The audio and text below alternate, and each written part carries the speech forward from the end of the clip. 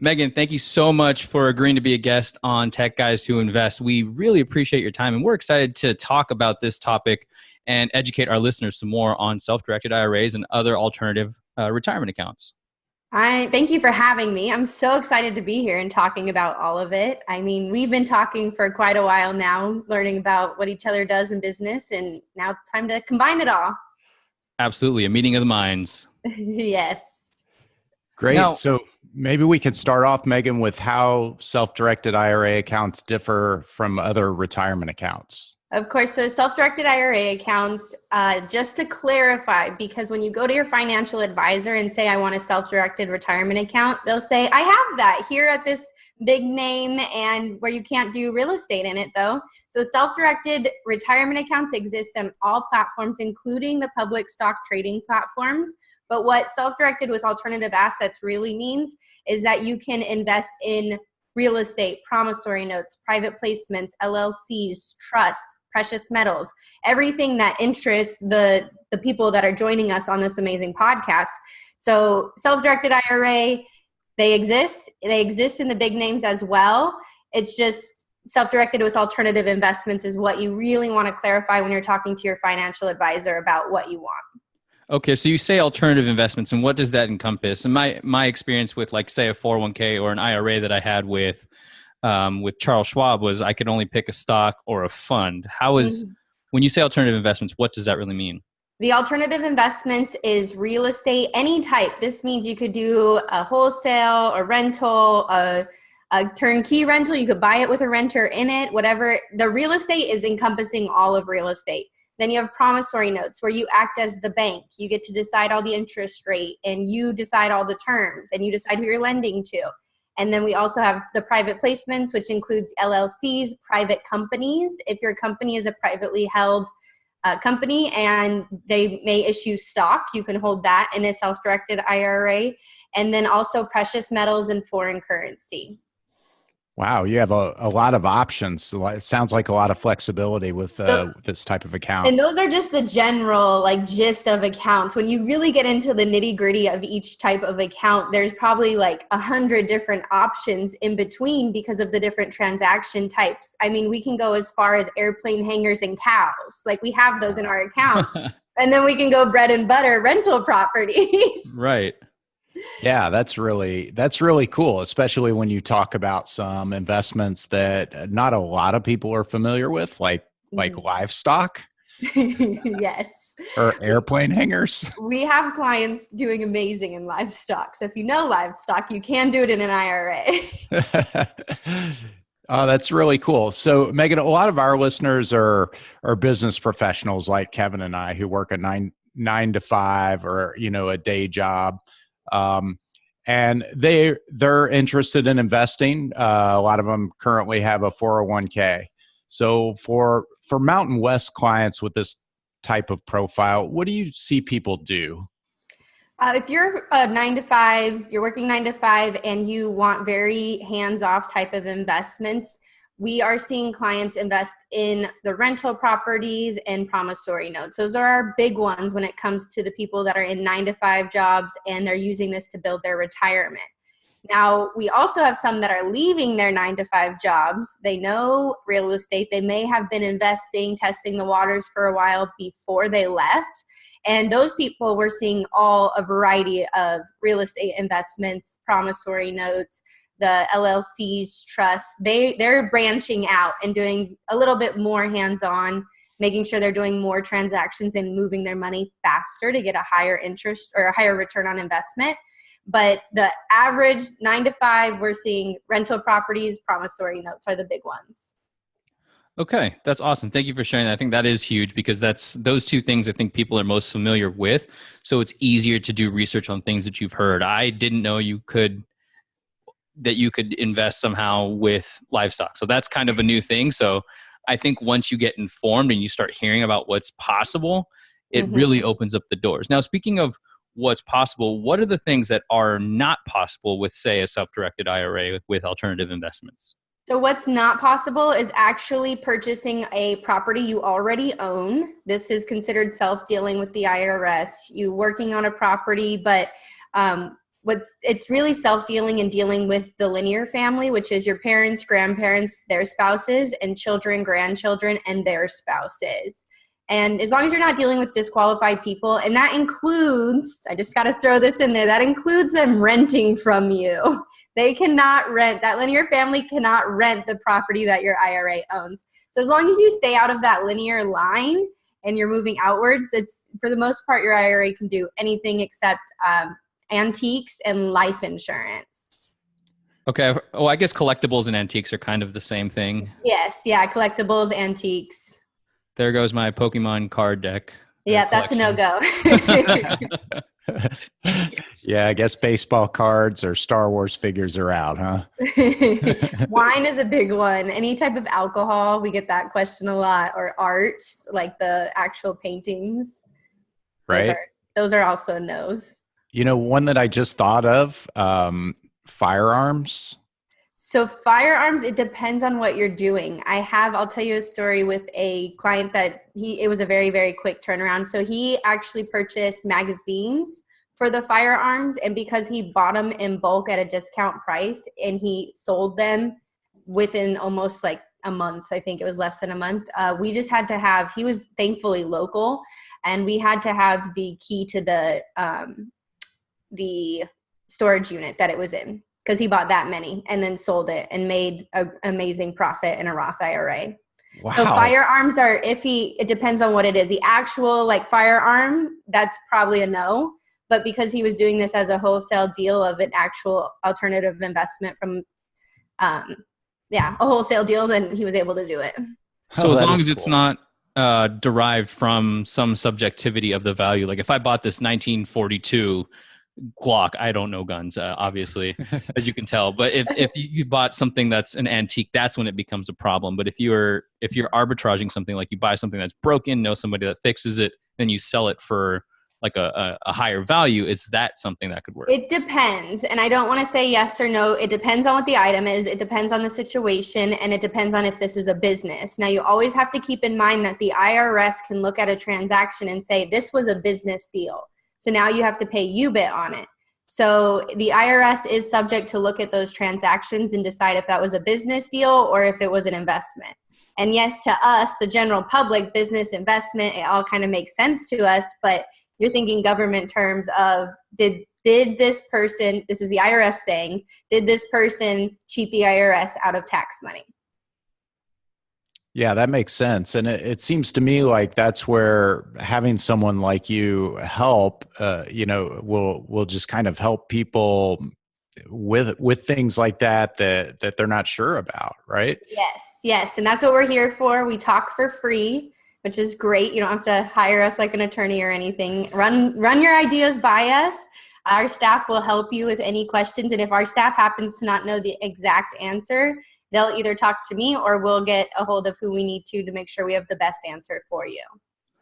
Now, can you and your team make recommendations, or are you more like, say, Switzerland when it comes to the whole process? We're more of a Switzerland, but what we can do is we can give you our reference list. So if our clients have worked with somebody in the past and you come to me and say, hey, Megan, I'm really looking for somebody who has a website for notes, I can say, oh, I know somebody that sells notes. And then I can give the contact information for that person, and I can give multiple if I have multiple of them.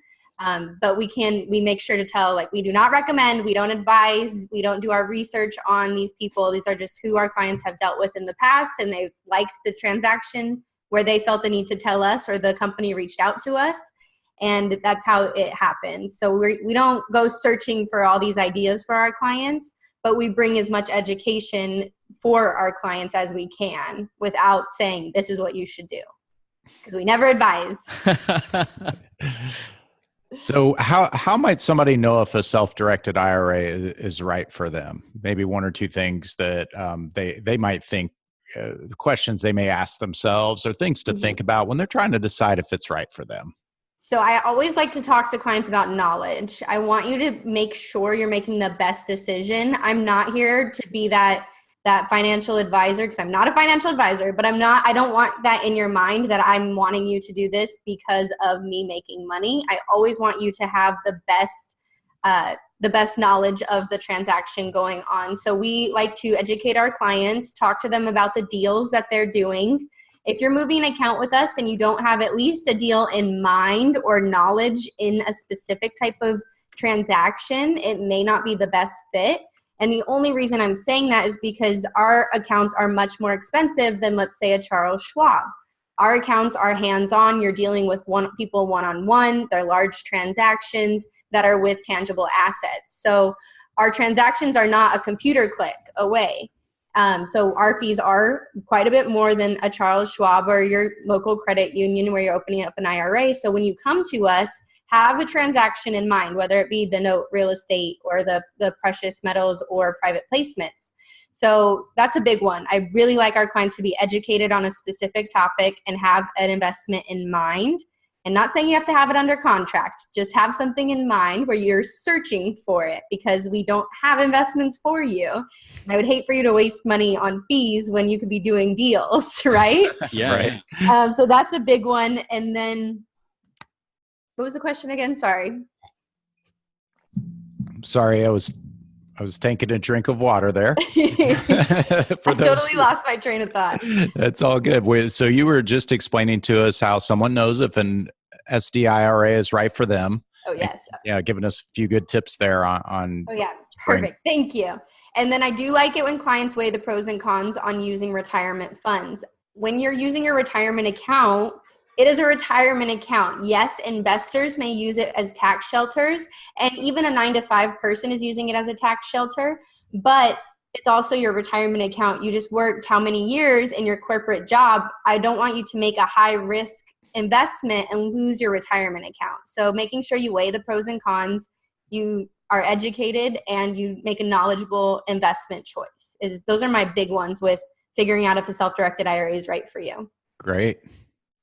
Okay, so let's say like the busy working professionals that our listeners are, they have money in a 401k. How can they transfer that over or convert it, if you will, to a self-directed IRA? A great question. We get this one quite a bit. So the 401k people, if you are still employed with the company, there's a chance you may not be able to roll it over. The company has their little hands on it where you can't move it, unfortunately. But when you reach a certain age, and it ranges in the plans, depending on the plan, it's about 50 range, 45 to 55 is where we see this area. It's called an in-service distribution. So you're still employed and you can ask for an in-service distribution, and you can roll over a portion of your 401k plans to an IRA. Now, if you're not employed or you're about to leave the company saying, I'm ready to go real estate 100%, then you do a direct rollover. The direct rollover goes from your 401k plan directly into an IRA. The IRS sees it, but it's not a taxable event. So it's just the IRS showing you went from a 401k to an IRA, and now your funds are in a tax-sheltered, self-directed IRA account where you can invest in alternative assets. Okay, that makes sense. So just in a nutshell, depending on what your 401k plan is, so you should talk to them first, seeing if it is possible to roll it over. I've heard where it is possible depending on the company, but ultimately it depends on that 401k custodian. Yeah, and some new companies, I mean, we're self-directed IRA company, so of course our 401k plan is very open, but I'm actually seeing more and more 401k plans that offer the record-keeping account, which just means that in the name of the 401k, there's a record-keeping portion, so you can transfer funds from a 401k to a record-keeping account that falls under the 401k plan and use that for self-directed. So we are seeing more of those. It normally comes from the owners of the company, like a small business. They'll add that clause in there so that they can use it for investing. But in the tech area, sometimes you guys know everybody in your company, right? Most of the time. Yeah, so we do. Able to say like, hey, do we have this clause in here where I can do a record keeping account? And if so, then it's actually just a really simple transfer. So that's called a record keeping account? Yes. Taking some notes here. I'm going to have to go ask some questions. And you can call us if you need help explaining it or anything too. We can walk you through that. Yeah. So do you see a lot of companies who try to offer self-directed IRAs to their employees? Because I have been part of a lot of really large companies. We definitely don't see it there. Right now, I'm working for a startup that's growing. They're growing pretty rapidly and almost not even considered a startup anymore at this point. But don't see it there either, actually. So I'm kind of curious. So we're seeing it when the owners want to use it for self-directed. So the owners are normally already our clients, and then they say, hey, by the way, oh, you want to do real estate? There's this thing where you could do a record keeping account. So it's getting thrown in there. We're not seeing it with large companies, not at all. But it's the smaller family-owned businesses and even some startups, because they may have made a lot of their money in real estate.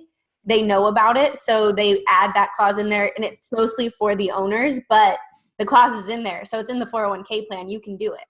Nice. Yeah, that's great. I wonder why that is, that we don't see more companies offering this, because it's such an attractive option for people to take advantage of. I think, and this is just an opinion, I don't think employers always understand that their employees do other things outside of work. What? So I think the more and more as people start talking to higher ups or like learning about real estate, maybe sharing it with them, then it'll get introduced. But like your company still being a startup, they may be open to adding that in there beforehand. I mean, you never know. Yeah. But it's, and then also it depends on who the 401k plan is with. So if the 401k plan, they're getting let's say a kickback or a really good deal on a CD, and everybody's making 1%, it's a give and take, I think, with some businesses on if it's worth the chance of you transferring funds out and them not getting your money to invest in a CD. Right. Interesting. Okay. You mentioned UBIT earlier, and I've heard this term thrown around before, but I guess I just need some clarification, because my understanding was if I'm investing in a self-directed IRA and it's a Roth, basically it should be tax-free.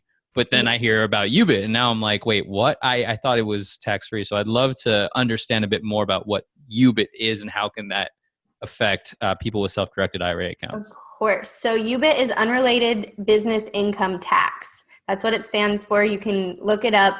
If you're going to look it up, make sure you're looking on a really credited source, because I have found misinformation communicated on websites. But UBIT is a tax where the IRS basically is showing that you made money off of money that wasn't already in your account. So when we see UBIT, it's normally in leveraged accounts, because you can get a non-recourse loan. So you can leverage real estate inside of your IRA. So let's say I did it's not normal, but I did 50% down, which is normally a lot higher actually than a normal loan, but 50% down, and then I leverage 50% with a non-recourse loan. The chances of me getting UBIT is if I make over a certain dollar figure, the IRS basically says, well, you've made all this money in a tax sheltered account, we need to make some money too, because it was on leveraged portions of money. Does that make sense? Yeah. Okay. So it's just, so that's most of the time when we see it is in real estate when it's leveraged, but you can also see it. And if there's a business in the account, which happens, like we're talking about, you buy something broken, somebody that fixed it, and then you sell it. If you do that so many times, the IRS says it's a business. Now, I can't tell you how many times, because that's not in the IRS code. So I can't even give you the exact number when it's a business or when it's a hobby or just happened. But if you're running a business in your IRA and the IRS says it's a business per what they declare, they can say that you owe money because you were running this business in a tax sheltered account. Okay, I've heard that too, where you're not supposed to do too much work using your self-directed IRA account. Yes, like wholesaling or any type of investment that you're not closing completely on a deal and then you're turning it around. And you see it mostly in wholesaling. That makes sense. But you can fund somebody that's doing a lot of the work, let's say a partnership in that regard, where you're more passive. Yeah, it can be a partnership, or it can just be a straight promissory note. I mean, the promissory note is a promissory note. You're lending to their business to make them do deals, and you're getting a set interest rate back or a set amount back.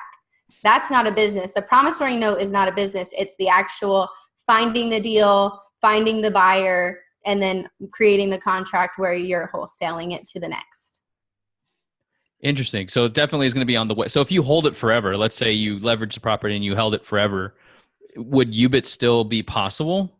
It is possible if it's leveraged, because with the non-recourse loans, at some point you're going to be making over the threshold where you'll have to pay taxes on it. It's very minuscule in the grand idea of tax sheltered accounts and leveraging. Okay. Just for people who may not know what non-recourse versus recourse loan is, can you give them just kind of a high level of what that is? So recourse loan is your average home loan. The bank can come after you personally. They're running your credit score. They're looking at your records. They're, asking for the firstborn and everything in between, because I don't know if you guys have closed in a house lately, but it's pretty rough using a bank loan. But the non-recourse loan, they may look at your credit score, but it's not going to gauge whether or not you get the loan. What they're really looking at is if the property can withstand the rents that you're saying that it can get. So they're actually looking directly at the property, and normally you're putting more than 30, you're actually normally putting more than 40% down. And when you do that, you have some equity in the property, and the chances of you foreclosing are much less, because they can't go after you personally. They can only go after the actual property. In our 15 years of business, we've had 2 foreclose.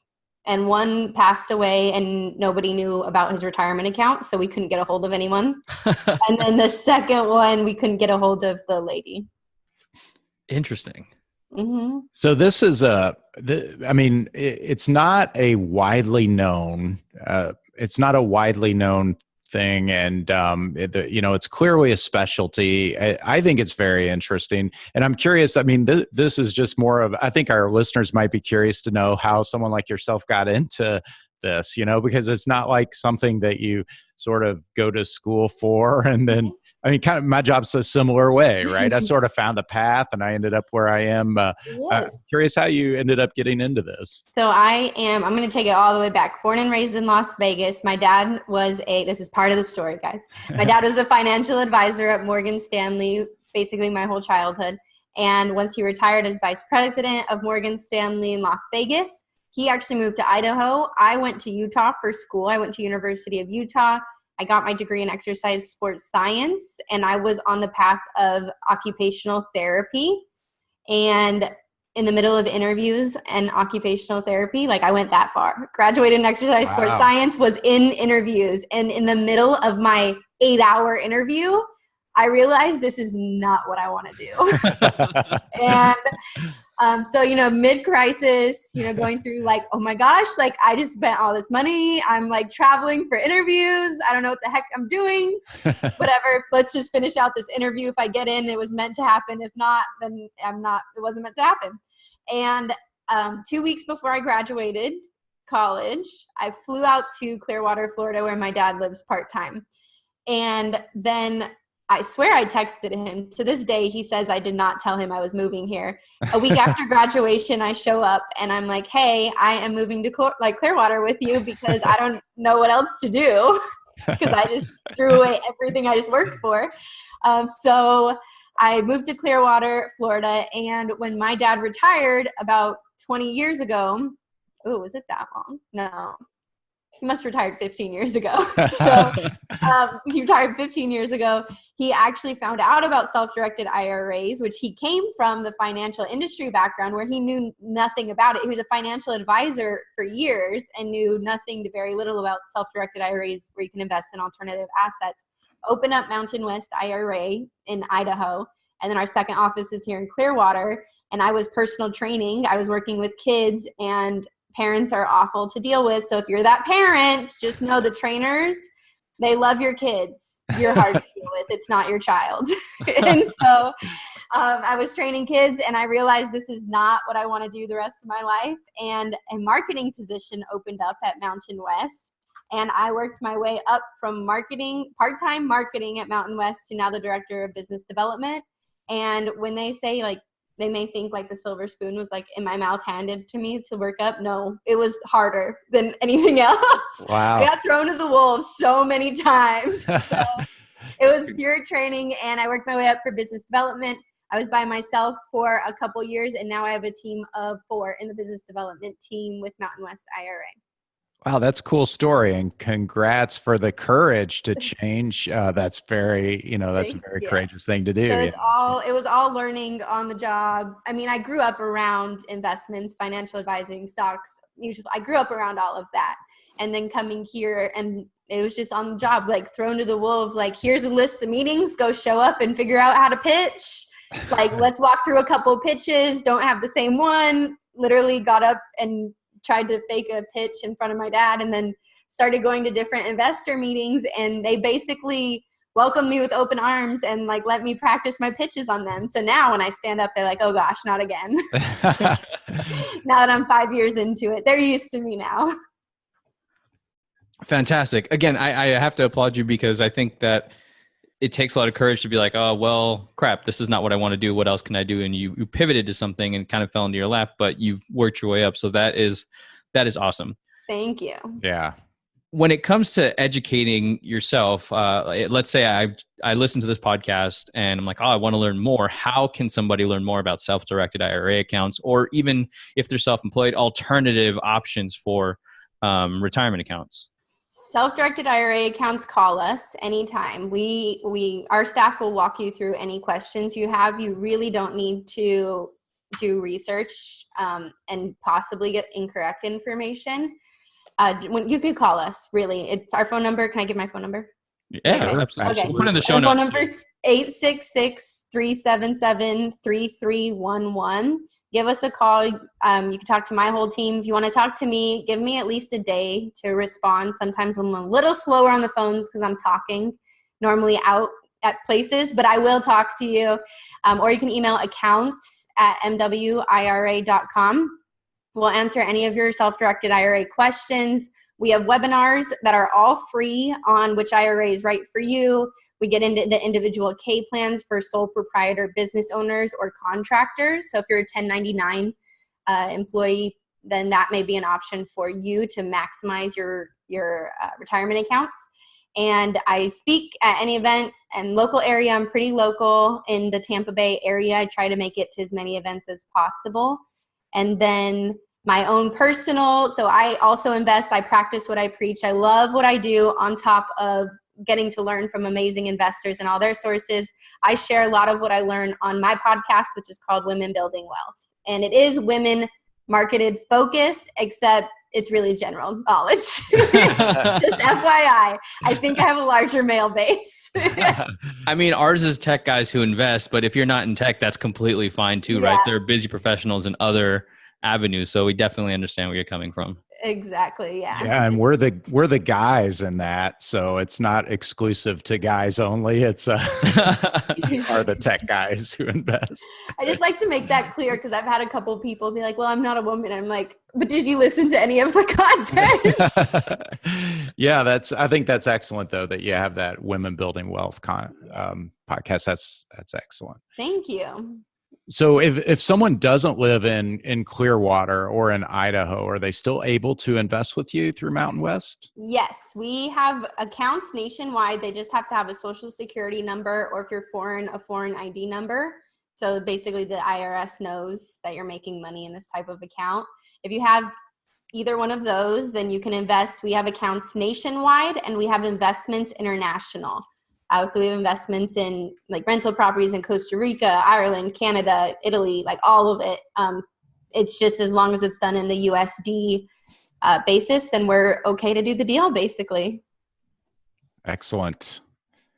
Well, Megan, thanks so much for joining us today. This has been great. We really appreciate you adding a lot of value to our listeners, and it's been a pleasure to have you on. Thank you. Thanks for having me. I'm so excited for this. And if you have any questions, let me know anytime. And guys, we'll put the contact information and all the great information Megan gave in the show notes for your reference. Thanks, Thank Megan. you. Bye. Bye.